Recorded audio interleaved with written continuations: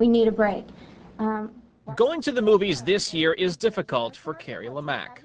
Her mother died during the September 11, 2001 terror attacks. Just seeing the previews for the World Trade Center movie was enough to draw out her emotions. Because I didn't want to have to see my mom's murder. I didn't want to have to re-experience it every time I went to a movie. But the focus of World Trade Center is not Carrie Lamack's mother, nor are the reasons or consequences of the worst terror attack on the United States. You got to evacuate the tower. It is the story of two Port Authority police officers, Will Jimeno and Mike McLaughlin, who against all odds lived through the collapse of the Twin Towers. They were two of the last people to be pulled out of the rubble alive. Our story's no different than anybody else's. The only difference is that we were buried under there and we're the only two. And we didn't find out until a year later we were the only two guys that survived from under it. Find a second or third position on the ground. The film's director is Oliver Stone, known for his controversial political dramas such as JFK and Nixon. But controversy is noticeably absent in World Trade Center. Stone says it's just a story about two people who survived an event that is fading from memory only 5 years later. I think already many things have been forgotten. There's many details in the movie that will remind people. His effort to remind people blended with a commitment to historical accuracy.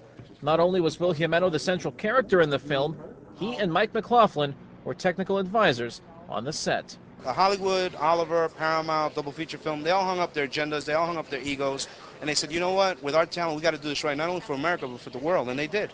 Actor Nicolas Cage attended the film's premiere in New York alongside Mike McLaughlin, the man he portrays. Many of the people who were also portrayed in the film got their first glimpse of the completed movie. Scott Fox was one of the first responders to rescue Will and Mike from the rubble. This little nice world we live in can be taken away from us at any time, and this is a film that'll just remind you, I think it'll keep you from ever getting complacent, and I think it's a good picture. Screenwriter Andrea Berloff says that's the most important kind of praise. I'm just so pleased that all of the cops and all of the firemen who were involved are happy with it. We had one fireman tell us that this brought him closure.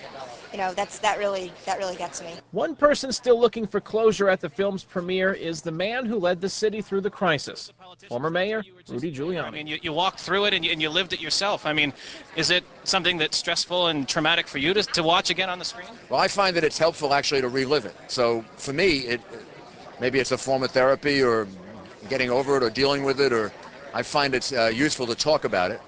So I think it's a good thing to have people reminded of it. And I think it's important to face reality. This is reality, and it's important to face it and deal with it.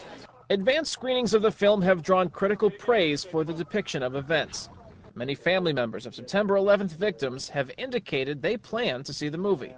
Some, such as Monica Eichen, would like to see more of the profits benefit September 11th organizations. If they do well, if the movie is well received, to give some more money towards the memorial and the museum, which needs to sustain the test of time and needs the money